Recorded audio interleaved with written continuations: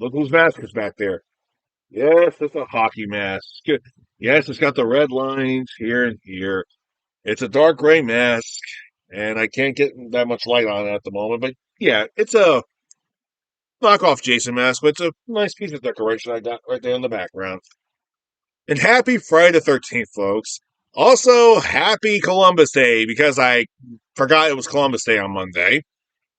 And also, happy Thanksgiving for Canada. Seriously, Canada's Thanksgiving is on Columbus Day in October. That's weird. Well, either way, folks, welcome back to Frogs Frank Reviews. Today's Friday the 13th. I hope you're all doing well. And you guessed it, it's time to do another Friday the 13th movie. This time it's part 7, which has the introduction of everybody's favorite Jason, Kane Hodder. Oh, yes. Unfortunately, the last actor who played Jason was actually really excited to come back to do the role again, but the director on this film decided to have Kane Hodder do it because he had worked with Kane Hodder on another film earlier that year, and he saw the dedication Kane Hodder puts into the role of playing a monster or playing a killer. So he decides, let's see how Kane Hodder can do as Jason Voorhees. And what we got is by far one of the best emotion Jasons ever. He gives true emotion to the character. Yes. Funny thing is, everybody associates Kane Hodder with Jason Voorhees, even though he doesn't start playing Jason until the 7th film in the franchise. Kind of weird. But all joking aside, too, the other actor who's also great playing Jason Voorhees is Ted White from Part 4. That guy was 51 years old, a veteran actor, truly great. And he did a great job playing Jason, all joking aside, too. And you know what? He was such a veteran on set, he actually looked out for the other actors as well, too. Kane Hodder had to work alongside with the other actors to make sure how the kills would work and everything. And it really goes to show how much dedication he proves into it. Why? Because he's a living fucking stuntman. I'm not kidding. Jason goes through literal hell in this movie. He gets beat up a lot. He gets blown up. He gets fired on. He goes through walls, goes through a staircase, gets electrocuted and everything. He gets put through the ringer. Also, one thing that people are really pissed about this movie is that this movie is heavily censored because the MPAA really hammered down on this movie a lot. So, but what's even more crazy is how this film originally got started. Originally, they wanted to do the Freddy vs. Jason film around that time because Freddy was being very lucrative, and of course, Paramount, and of course, the company wanted to get Jason to fight Freddy. But unfortunately, the guys over at New Line Cinema said, "Nah, we're good. We don't need that type of crossover. We don't need that." Yeah, too bad it actually happened regardless. 1993, they had Jason Goes to Hell. We got to see Freddy's hand come up and drags Jason's mask to hell. And 10 years after that, we got Freddy versus Jason. And who won the fucking fight? Jason won the fucking fight. Yeah. Would have been perfect if we had those guys fight back in the 80s. Fucking idiots. So who did they get to fight Jason? Well, Carrie, of course. I'm not kidding. Seriously, the character of Tina Shepard is on par like Carrie White in Stephen King's Carrie film. And Carrie was a very successful movie at the time, too, all joking aside. That movie was very successful because it was an emotionally traumatized girl who had telekinetic powers. And so they decided, how about have Jason's final girl this time around be a psychic? Doing the same thing. Which is a little bit more weird, too, because there's actually some fan theories that Jason and Carrie would actually make a good couple. I don't know how that was even a thing. There's even a music video when they actually when they had the slasher villains in high school, and Jason has a crush on Carrie, and eventually they start dating. And the sequel music video, they actually got married and have a kid. What are the fucking odds of that one? Though, considering the fact that Jason was heavily tormented when he was a teenager, if he saw Carrie go through the exact same thing, chances are he'd probably either kill her off or probably he would help her. So who the hell knows? Maybe if he sees somebody just as tormented as he is, what are the odd chances? We don't know. There's also this movie also goes by another name too, called Friday the 13th, because Well, some of the actors were gay. And honestly, who the hell cares? Back then, it was the 80s, and they were really, oh, God. Well, everybody was really, really fickle on the whole thing, but people being gay or being closeted or coming out gay. This day and age, you're gay? We're cool. No, I'm not gay. I'm just cool with you. It's okay. Yeah, it's cool. We're good buddies. We're friends. We're cool. Real weird how shit can change after 30 years. What's even more sad is, too, that all the death scenes in this movie, all the intense, gory death scenes that the film crew put a lot of effort into, even the director himself put a lot of effort into this. Thanks to the MPAA, they were all slashed. God fucking damn it. And what's even more sad is, too, the director passed away in 2019, so we can't get a full-on director's cut. Well, technically we could.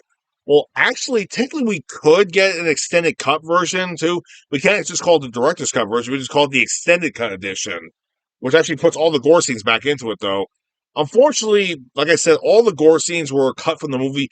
But this DVD set I actually had on the DVD, all the special features is the all the cut content, which includes all the deleted scenes and all the cut death scenes.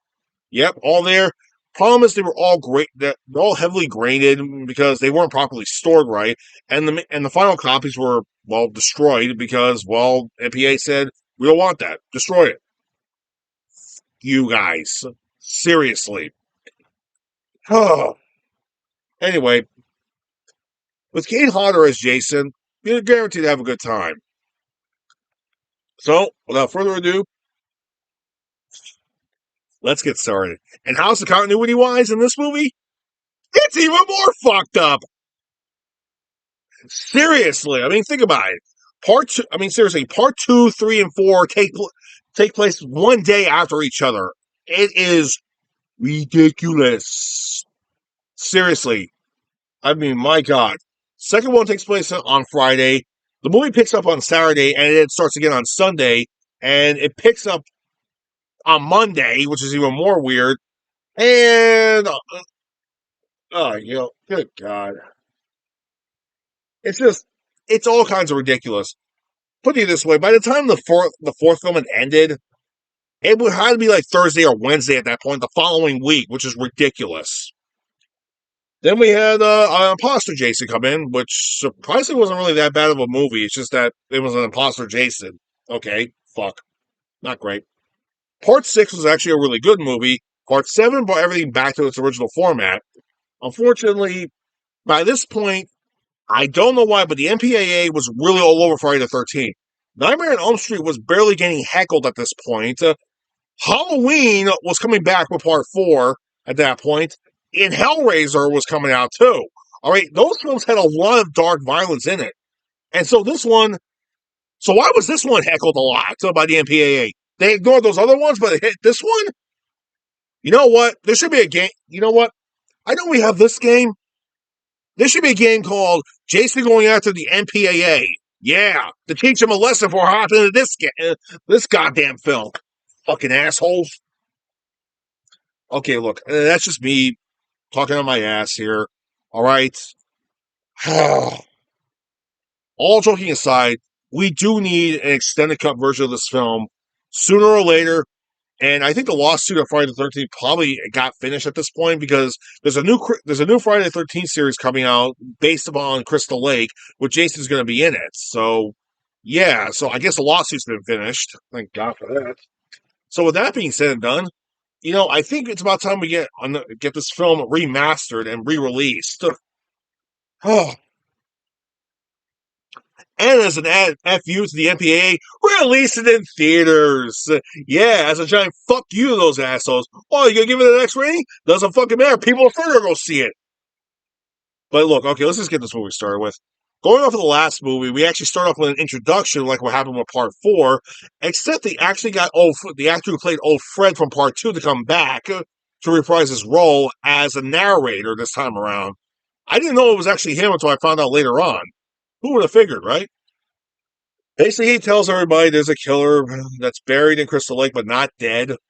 Well, goes on, and it shows all the killings from everything from happening from part two, part three, part four, and part six. All right, we've got all the recaps and everything. So good. We're all caught up now. Let's get this movie started. We start off with Jason at the bottom of the Crystal Lake. Actually, you know what? Compared to what's been happening lately, I don't think Jason's body was actually in that particular area. I think he was still dead and buried pretty much dead and buried at the fucking cemetery at this point, because this may have happened before that. Also, the whole continuity wise with the camp being called Camp Green Lake, I think that was later retcon because even though the whole area calls itself Camp Green Lake, the state of New Jersey still calls it Crystal Lake as a giant fuck you, we don't care. God damn.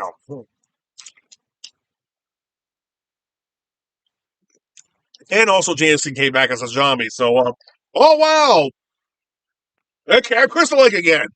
Camp Green Lake, burn all those pamphlets. Yeah, this is Camp Crystal Lake from now on.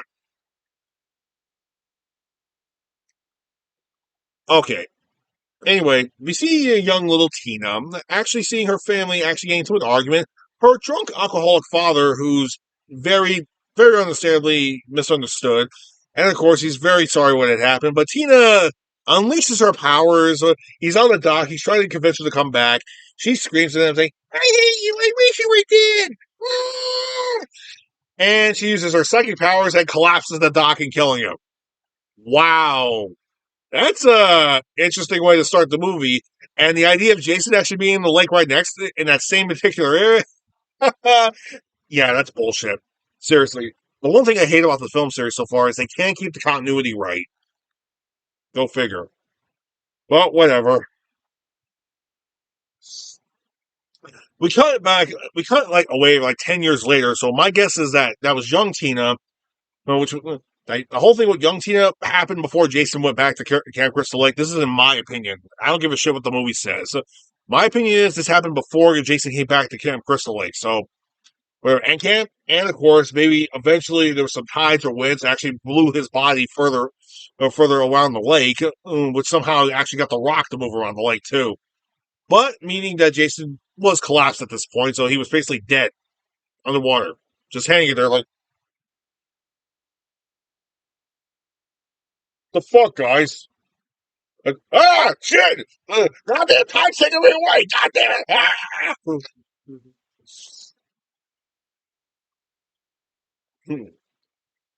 Anyway, Tina goes back with her mother, and of course meets Dr. Cruz there. And guess who's playing Dr. Cruz? It's Terry Kaiser. You know, Bernie from Weekend at Bernie's. No, I'm not kidding. It's the same actor. I mean, what are the odd chances he's going to be in this movie? And he's a real, you know what? He's a stiff dick in the Weekend at Bernie films, and wouldn't you believe he's actually a much bigger dick in this movie? Seriously, he's a stiff in those movies, and he's a bigger dick in this movies. What are the odd chances of that? Well, here's something else. Why don't you try watching him when he's on Walker Texas Ranger? He's a complete fuck up. No, I'm not. I'm not even joking. He plays like a mob informant. He plays like a mob informant who is basically like a fuck up, and he's a douche, and he's an idiot half the time. Entertaining though, yes, and he's his best, trying to be an all straight guy, but he's more redeemable on that show than he is in this movie. And he was also the main villain in Chuck Norris's Forest Warrior.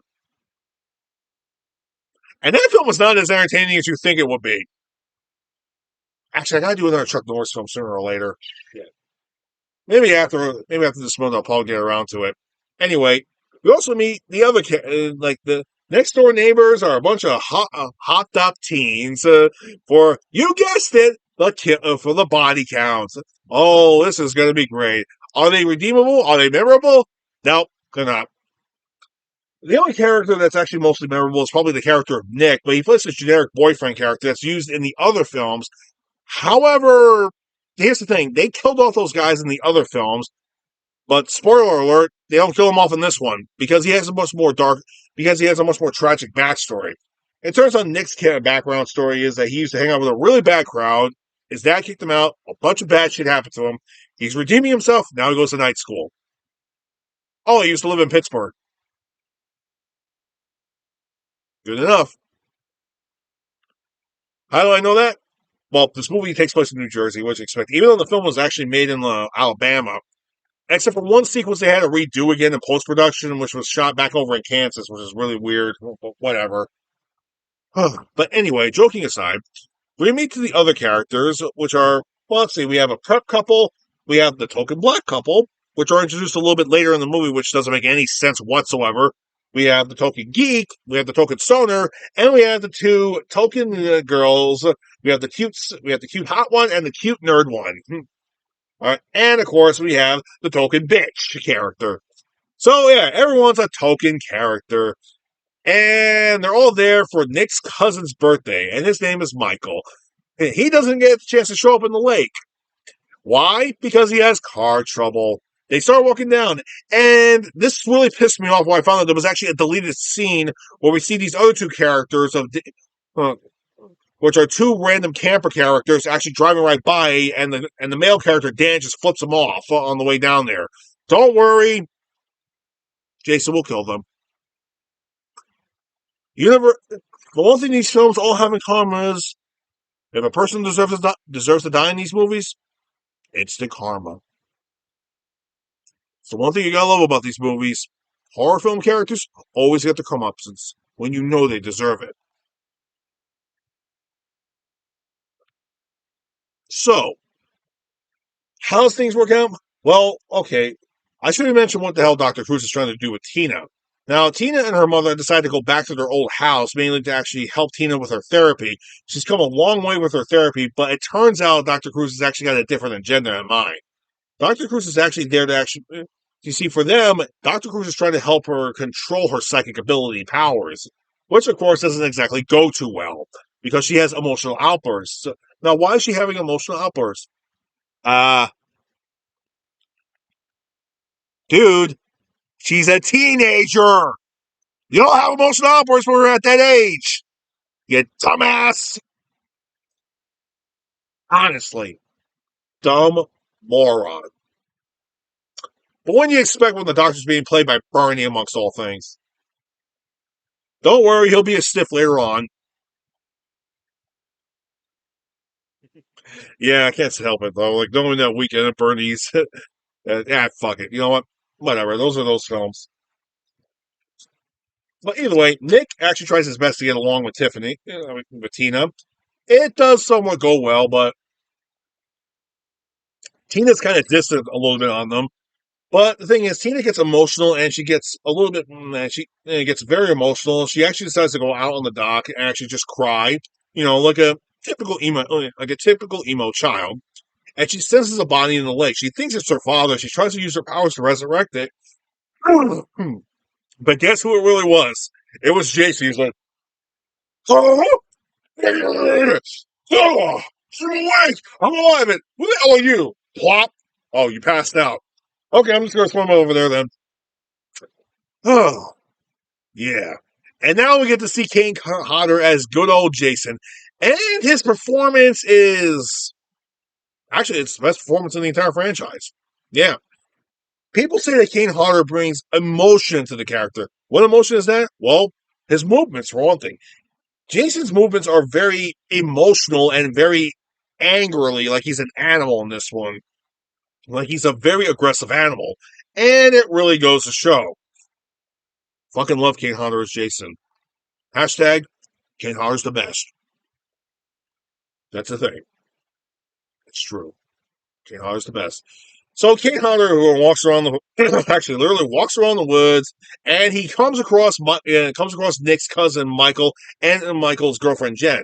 So what does he do? Well, let's see. Michael goes off to take a leak. So he kills Jen by sticking a spike in the back of her head, and then he takes her body and spikes it on the wall on a nearby tree. Michael's done peeing. He sees Jason takes that same spike, pulls it out, and throws it at Mike as he's running away. And then he picks Mike up with the snake still in his back, and just he's dead.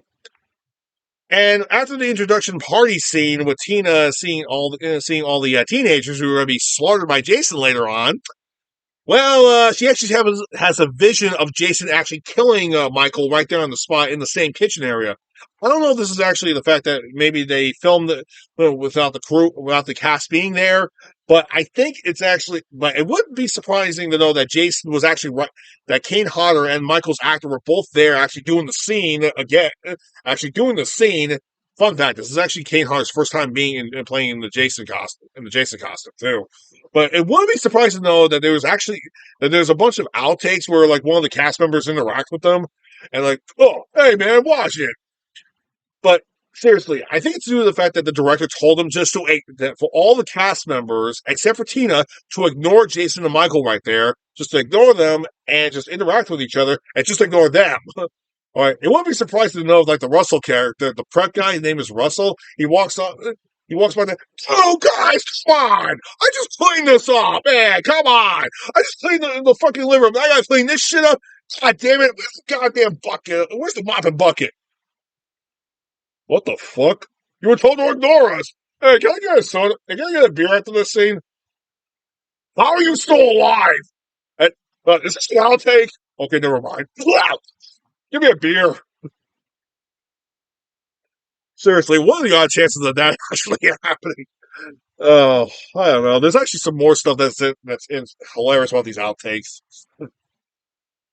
And no, it turns out Jen and Michael's deaths were not altered by in any way possible. Maybe it lingered on a little bit on Michael, but really nothing special. All right, so it wasn't really fully edited down. So okay, then we get to see those two asshole campers, like Dan and his girl. And Dan goes off getting firewood, ripping off all Schwarzeneggers. I'll be back. And what does Jason do? By far, in my opinion, my favorite kill in the whole movie. I know there's a ton of other great kills in the movie too, but this one's my personal favorite. Jason takes his one hand, he goes right through Dan's torso, grabs his head with his hand through the torso. He goes, his other hand goes by the guy's neck, and crack, and his hand comes sliding right up the torso, and he grabs a machete. I know that's just me being a little picky, but hey, that's my favorite kill in the whole movie, though. And this one was not heavily censored, surprisingly, though. Even though the MPA said they wanted to censor it, I think with all the stuff that was cut out of this movie, the directors just finally gave them the middle finger, and said, "Fuck you, we're not censoring this thing anymore," which is not surprising. As for as for his girl's death. Well, the original death scene is a little bit more ridiculous. So here's the death scene. Jason walks around around the camp area, cuts open the tent that she's in. She hides in the sleeping bag. He grabs the sleeping bag, comes right out, and he smacks her against the tree. Yeah, it's like beep, pop, pulp. Yep, one hit kill. Ken Hodder has gone on record saying that's his favorite kill in the whole movie, even though it's the edited version. The original version, well, he hits the thing six to seven times at least.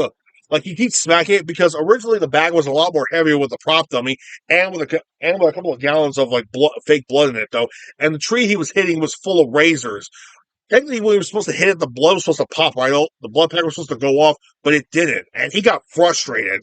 So he kept on hitting the thing repeatedly until the thing popped open.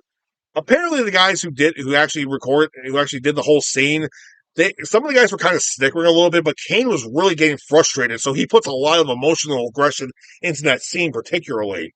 So I know Kane says the edited version is his personal favorite, but you know what? I want to see maybe a couple of more whacks would have been fine for me.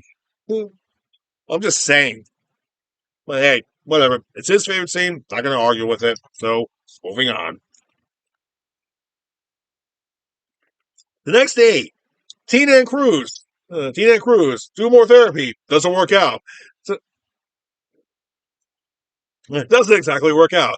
All the teens are, while they're still all being horny ass teens, doing like drugs, doing like eating, doing drugs, drinking, and grilling. Still waiting for Michael, who's actually dead at this point. Go figure. So I'm trying to keep a wide open face here. So either way, okay. Melissa tries her best. Yeah, the bitch character Melissa tries her best trying to get with tries to get with Nick, but no, Nick has the hots for Tina. they actually do get more screen time together. We actually get to discover more about Nick's backstory. We discover more about about Tina's backstory. They share a kiss, and the emotional thing. And to be fair, the emotional interactions with Tina and her mother are probably one of the nice highlights of the whole movie. You know, it's a nice little interaction. Unfortunately, it's interrupted by by Bad News Cruz. So, yeah, leave it to Terry Kaiser to be a fucking mood killer in this goddamn film. Don't worry, he gets it. He will get it. Anyway, basically, he doesn't actually believe the fact that he doesn't actually fully believe the fact that Tina actually is seeing things. He says it's all psychological delusions and shit. Now, apparently, like if you actually watch the movie, like this movie with other people, they said, "Oh, he actually knew about Jason Voorhees." The answer is he didn't actually know about Jason Voorhees. It's a little.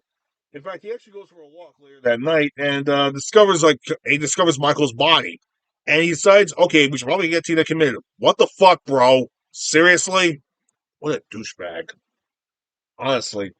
Anyway, we cut down to the stoner couple, which is now Robin, which is the cute girl whose name is Robin, by the way, the nerdy girl whose name is Maddie, and David, who's the stoner guy. Robin gets with David, and they go upstairs. They make a little, lovey love. Yeah, okay, that actually happens a little bit later. The whole interaction with the teens, it's passe to say the least. And Tina starts to lose her grip on her powers a little bit more and more, but there's a perfectly good reason why. It turns out that her mother is looking for some information about what Cruz is actually doing, and it turns out he's actually there to fully exploit her and to actually do an experiment to see how far her powers can actually go. So eventually, when he sees Michael, his opinion is that maybe her psychological delusions probably killed him. And the answer is no. It was Jason fucking Voorhees, you dumb fuck. So he believes that it's all delusional state that he's actually seeing. No, it's all real. So the guy's a douchebag. So Nick and Tina, they get more and more close, and eventually Tina actually starts to run away. She overhears the fact that Cruz is going to get her committed, so she runs away. But as she's driving down the road, she's interrupted the fact she's seeing Jason killing her mother. It's one of the visions, and keep this in mind. This does actually happen to Tina's mother, unfortunately. And fun fact here: the actress who plays Tina's mother was very pissed her death scene was cut. So yeah, she was very pissed off at that because it was her last day of filming, doing live action filming ever, and she went straight to voice work right after this. So she was more than pissed off that that actually happened. But but look, we do get to see it in in that vision. So it does kind of help that we do see these visions where we do see some of the goriest deaths, even though they were all heavily censored. Anyway, I'm sorry. Starting to lose my voice a little bit. Please excuse me. Oh, good old cold water. What can't you do? So anyway, Nick sees that Tina ran away, so he goes after her, and they eventually do catch up. Jason makes his way down to the party house, and what does he do? Well, he goes after the token black couple. I know people always keep joking and say the black couple always dies first, the black person dies first. It's like halfway through the movie, guys. They don't die. They're not the first ones to get killed off anymore. If anything, they get killed off closely towards the middle or towards the end. God damn. So anyway, what does Jason actually do? He rocks the van that they're making love in. The guy goes out, and Jason just grabs him, and he gently squeezes his head until blood comes out. But, oh wait, no, this is the edited version, so we don't actually see that. The actual uncensored version, we actually see Jason literally crush the guy's head in, literally with a prop. So they had a prop head squeezing his head. Tons of blood comes right out. Extremely gory, and honestly should have been left in the fucking movie. But no, it was cut out. Seriously, fucking MPA should have stayed the hell away from this movie. They left everybody else alone, but really heckled Jason. You guys, seriously. And what happens to his girlfriend? Well, Jason grabs a party horn and he's looking out the window.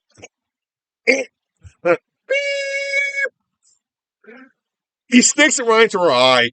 All right, her scene was cut, but prematurely cut. It's basically a cut that should. Okay, wait a minute. This shouldn't have been cut. It should have been just left alone. Right. And to be fair, joking aside, it's kind of hilarious when he actually stabs her in the eye. You hear the honking song, the sound of the honk go off. Eh, eh, eh. I don't know why. I just find it hilarious, and so did everybody else who saw that scene. Anyway, Jason sneaks into the. Anyway, Maddie gets out. Oh wait a minute, this actually happened earlier on. So Maddie actually leaves the house earlier, and oh fuck, I missed the prep couple. I am off my game right now. So what happened to the prep couple? Well, okay, the prep couple goes out for a little nightly swim. The girl goes out. The girl actually goes out skinny dipping, while the guy takes his time, takes his sweet time to get his clothes off. Jason comes up and literally golf strokes the guy to death with a freaking axe in the face. Heavily edited down compared to what we actually to the original version, where we see more blood and guts. But hey, whatever.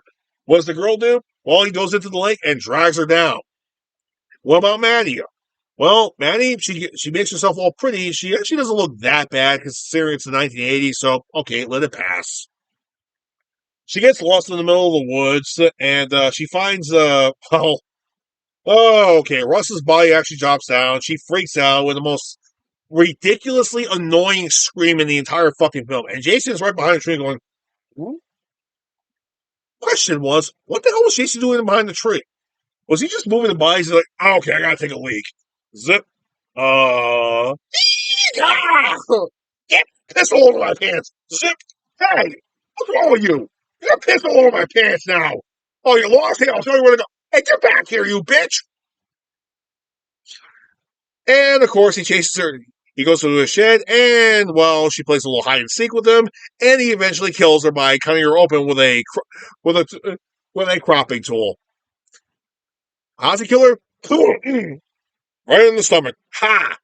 Although in post production, since they edited out so much of the death scene, since they removed all the gore scenes, they accidentally they got the actors to come back to do an additional scene where Tina finds all the bodies, and for some reason they put the knife wound right around her neck instead, like the cropping tool right around her neck instead of her stomach, which didn't make any sense. I don't know. Who the hell? I don't know. Maybe he really was aiming for the neck. Who the hell knows? Anyway, after that, like David and oh,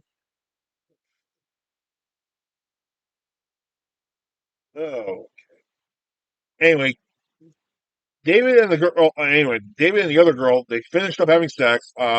He's hungry. Jason cuts the power, so the guy heads downstairs. But here's something that's really stupid: the whole room is blacked out. He's got a flashlight. He's like, oh, okay. Lightning, lightning flashes go off, and Jason is actually right in the room with him. He's just in the corner like this. Didn't see me? Okay. And so, well, the guy's in the fridge looking for food. What does Jason do? Stabs him in the gut. That's it. Okay, that's not exactly it. Off camera, he actually does cut the guy's head off, so whatever.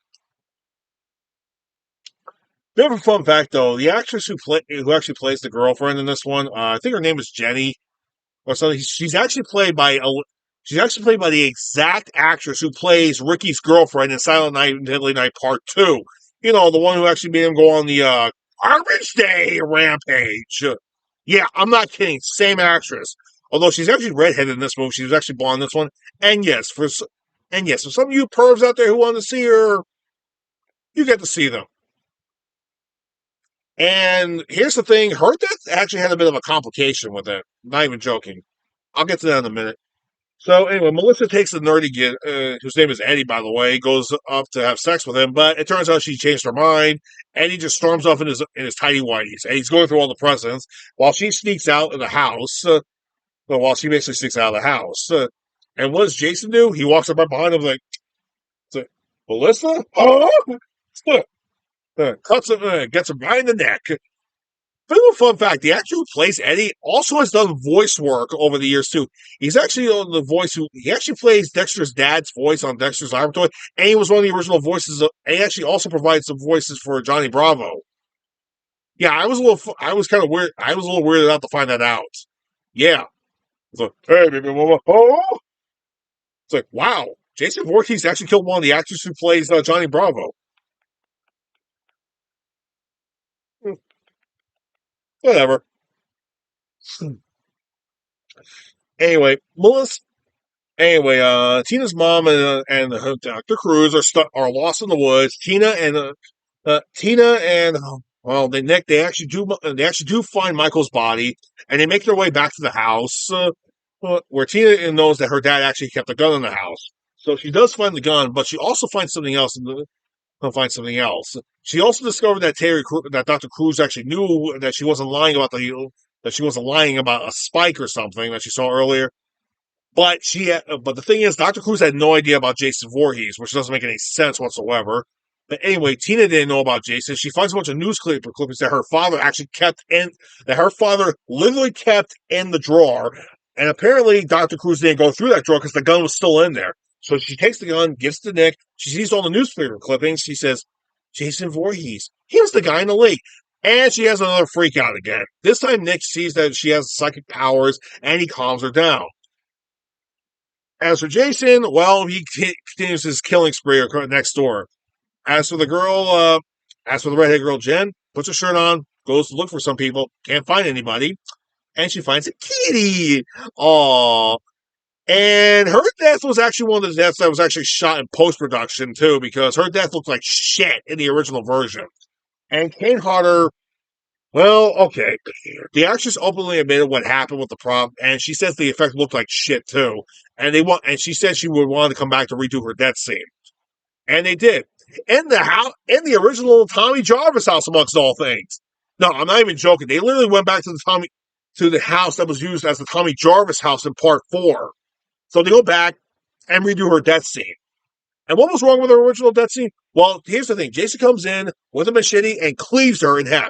He cuts her torso in half. Just literally, machete hits her right here, just underneath her breasts, and that's it. She kind of gets cut in half a little bit. Or basically, the wound's so deep she dies instantly. At least it would have worked, unless if you look closely at the original effect itself, you could watch the effect and slow it down. You could see why everybody was having a problem with it, though. The actress saw what the biggest problem was, that the top portion, just before the machete actually hits her underneath her breast, the top portion of the prop shifted. Well, yeah, it literally shifts before it actually gets hit. It looked like complete shit. All right, the effects crew didn't like it. The director didn't like it. Oh god, the actress who played Jen did not like it at all whatsoever, and Kane thought it looked terrible. So he came up with another idea. He said, "Why not just have her get thrown out the window instead?" So Kane, Jen, director, and some of the crew members, they went back and they shot in that same location from where the Tommy Jarvis house was, and well, they redid that scene. Just have her tossed out the second story window, and she dies on the spot. That's it. Good enough. Jason eventually leaves the house and goes after Tina's mom and Terry Kaiser. Anyway, Tina's mom gets impaled by a tree hook blade. Like I said, her death was heavily edited down. The actress was pissed about it, and so was Kane. So, moving on. So Tina actually leaves the house. So as Nick is going next door to look for get the other kids, so Tina leaves the house too, but he finds nothing but dead bodies in there. Well, actually, he only finds Eddie's dead body. So he comes right back in. Melissa's the only one there at the house. And she's trying to get with Nick still. Fucking bitch. Only a stupid rich bitch can actually think about sex in a fucking horror film like this. Seriously. My God. So what happens later on? Well, what do you think happens later on? Well, Tina eventually, comes across Dr. Cruz. He's covered in her mother's blood. She tells him to go to hell. She runs over to look for her mother, and Jason goes after him with a tool this time. Jason's finally using a power tool in this film series. Uh, and what is it? It's a weed whacker. Okay, look, joking aside, in my high school, I actually did work in the landscaping department. In my high school, it's one of the shop programs. The particular weed whacker Jason's actually using is actually ones that actually take care of bushes and small trees. If you're not supposed to bend down and actually get them by the root area, that's what this weed whacker was designed for. So yeah, that explains why there's a blade in it. And so what do we get? Texas Chainsaw Massacre! Jersey style. It's the closest thing we're going to see Jason wielding a chainsaw anyway, so just take it in. So yeah, Terry Kaiser gets chased around by Jason, and eventually Jason actually pushes him down on the ground, starts up the weed whacker, and cuts him open, spilling his guts out all over the place. Oh wait, this movie's heavily edited, so nope, that got cut. But you can see, but like I said, you can find it online. Actually, here's the thing. The death scene, everybody was so pissed that the death scenes did not make the cut version of the movie. So you know what people did? Aside from the fact that it was actually on the DVD and Blu-ray editions of the movie, it's also on YouTube. I'm not even joking. Just type in, pause the video right now, type in Friday the 13th, Part 7 death scenes, and you'll find all of them there. You'll find all of them on YouTube, uncut, not even joking. Yeah, go ahead. Just, you know, here, pause the video right now and go take a look. I'm not even joking. Go ahead. I'll give you a couple. I'll give you a minute.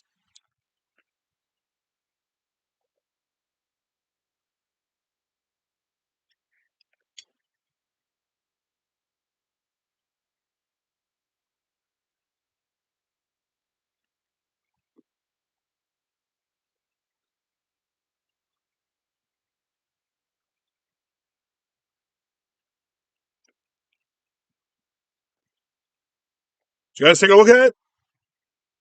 Okay. For horror fans, do you think those death scenes should stay in the movie? I think they should have. They should have never been cut. Fuck the MPAA for having those cut out. Fuck you guys. Fuck you assholes. God.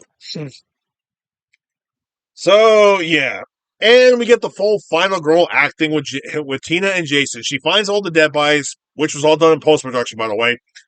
Like I said earlier.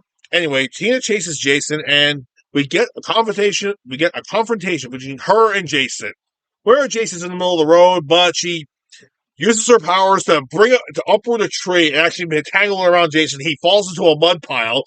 There's a nearby cable, so she has her powers pull it down and then throw it into the mud. We see the wire just get clean the water and electrocute Jason. Is he dead? He gets right up. So she runs over to the party house where he literally dives right through the fucking window. I'm not even joking. He literally just dives in it like it's CSGO, which is ridiculous. And I'm pretty sure I'm not the only reviewer who's actually said that reference. So moving on. And in my opinion, one of the most creepiest shots in the movie, as Jason's walking around the kitchen area, you get a good look at his right eye. Like seriously, like you really see how dense, how dark his eyes just looking at her. It's very creepy. And what she do? She's in the living room, closes the doors, has the table move right in. Just seeing Jason's head reaction, it's like, huh, huh, huh. Fuck this! Flips the table and opens the door. And what she do? She picks up a couch. Oh, right in the head. God damn it. She finds David's head. She finds David's head in the platter. She actually picks the platter up and literally has David's headbutt Jason, which is pretty hilarious. And then we see Jason, and she runs out of the house. Now Jason comes out to the porch. What she do? She has the entire awning from the porch collapse on Jason.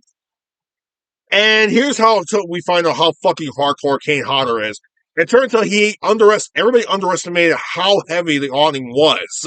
And this stunt almost killed Kane Hodder. I'm not even kidding about this one. Kane Hodder almost died from this incident. Even Tina's stunt actress actually was very concerned for Kane Hodder because the whole thing came down hard on him. And it came down so hard that Kane's body basically collapsed underneath it, though, and his head, he went rolling down the stairs, and his head just kept on hitting every stair on the way down. Oh, yeah. However, he was saved. Why? Because of the fucking hockey mask. Yeah, the hockey mask actually saved him. What fucking luck he had. Holy shit. He's a fucking trooper. My God. Seriously, like just look it up online. Seriously, you can look it up online too. How he explains how he almost died from that whole scene, which is ridiculous. Just to show how powerful, how strong that hockey mask was. It was pure facial armor. If he wasn't wearing that, he'd either be heavily injured or almost be dead. So that mask saved his life. Oh, thank God he was wearing it. So yeah, Tina makes her way back to the house. Melissa is cursing around and everything. What does Jason do? He comes right up out of the awning like a fucking monster. And he sees an axe, grabs it. Tina tells Nick and Tina. Anyway, Melissa tells Tina and Nick to go fuck themselves, and she's going right back to bed. She opens the door. Jason is right there, holding the axe, like right in her head. Then grabs her body and chucks it across the room like a rag doll. Her death was like, actually, her death wasn't really that harshly edited down. It was just a little. It actually shows the axe impact her head a little bit though, but other than that, it's the same scene. All right. So Jason basically does the whole ring around thing with them both. And at some point, Nick's actor accidentally said the wrong name. Kane Hodder and Nick's actor actually had worked together on another movie before this. And out of nowhere, he accidentally said the wrong name. And Kane Hodder, in full Jason makeup, said, "Your movie, asshole!" God. And he just walked up and said, opened the door and slammed it shut. Oh, I know that's a blooper, but that's a blooper that should have been in the movie. That should have been on the special features of that. I would have died laughing seeing that scene. Oh my god, seriously! And he was in full makeup when he said it too. Oh god. Anyway, they actually went upstairs, and this is where we see Kate Hodder take it like a true fucking champ. Like, not even joking. Kate Hodder suggested all this stuff. Like, originally the Tina uses the lamp to actually smacks Jason. Uses one of the headlamps from the ceiling to come down and smack Jason in the head, where he actually goes falling right through the stairs. All this was actually Kane Hodder's improvisation. They told the stunt team that it'd be perfect for this. And Kane also admitted too, if he was off by 2 inches, he would have hit the real stairs rather than the false stairs. Yeah. And the stunt team's like, okay, how about have the lamp hit your chest? Like, no, make sure it hits me in the face. That way, it sells better. This guy's a fucking trooper. I swear to God. See? Anyway, they try to go out the front door again. Nope, it's stuck. No, the door's stuck. King goes right through the stairway. It throws Nick to the ground, about to stomp on him. Tina uses her powers to try to squish Jason's mask in, but it breaks off, and we see the full makeup. One other thing, too. The one thing I like about this thing, the makeup is by far the best in the entire franchise because they made a full bodysuit, like legit. They made a full bodysuit, and they got an overall jumpsuit for him too afterwards for Kane Hodder. So the whole suit is basically so Kane actually had to wear an entire bodysuit and actually had to wear ripped up suit and actually had to wear a whipped up jumpsuit over that along with the hockey mask.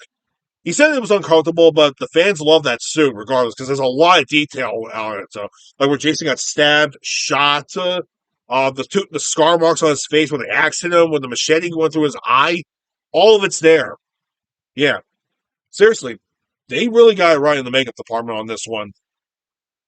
In fact, this suit is the most beloved suit. It's actually the suit it's actually on the main cover of the Friday the 13th video game. And ironically enough, it's also on the cover on the cartridge and on the box cover of the NES game. Hmm. Although the Jason in that one is actually Jason from Part 3, and the Part 3 Jason's alternate colors are the NES colors.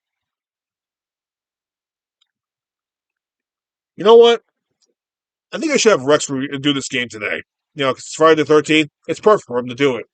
Why not?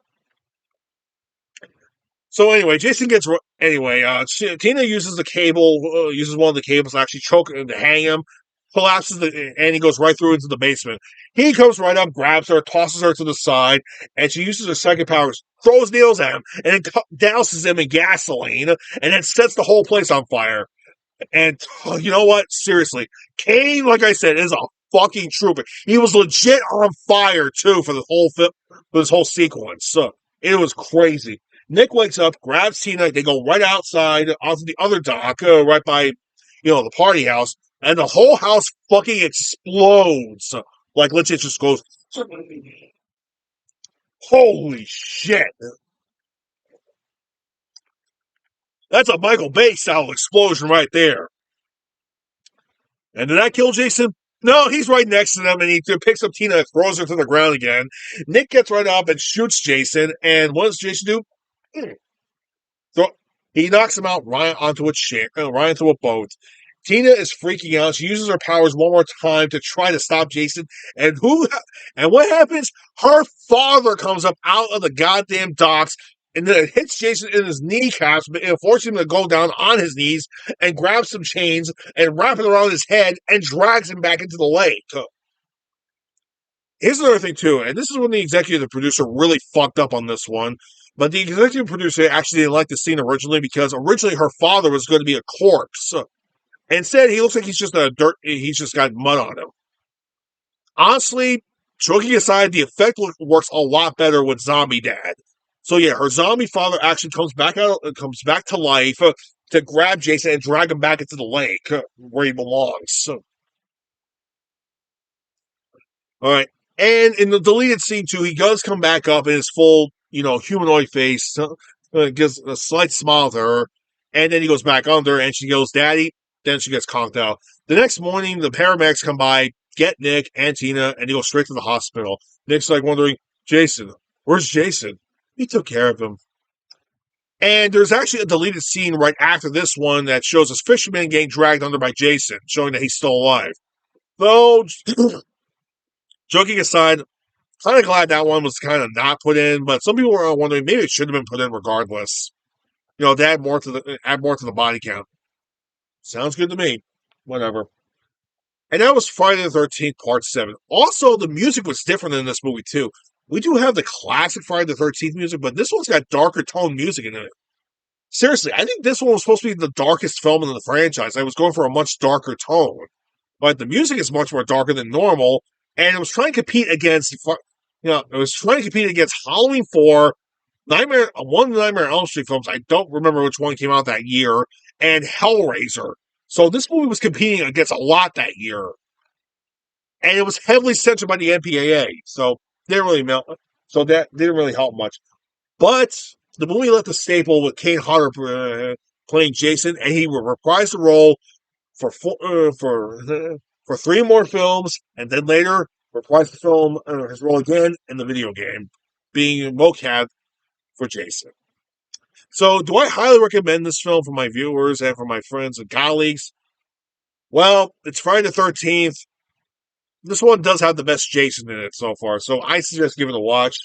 As for all the gore scenes, either you have the DVD or Blu-ray, just watch the special feature. If not, go on YouTube and watch it. If it gets taken off on YouTube, somebody's going to put it right back up because the public wants those death scenes. Hey, shit happens, am I right? Hey, who knows? Maybe we'll probably get a full extended cut version of the movie sometime in the future. You never know. Anyway, this is Felix Frank signing off, and have a happy Friday the 13th. Oh, yeah. Let's see what Rex is going to do next.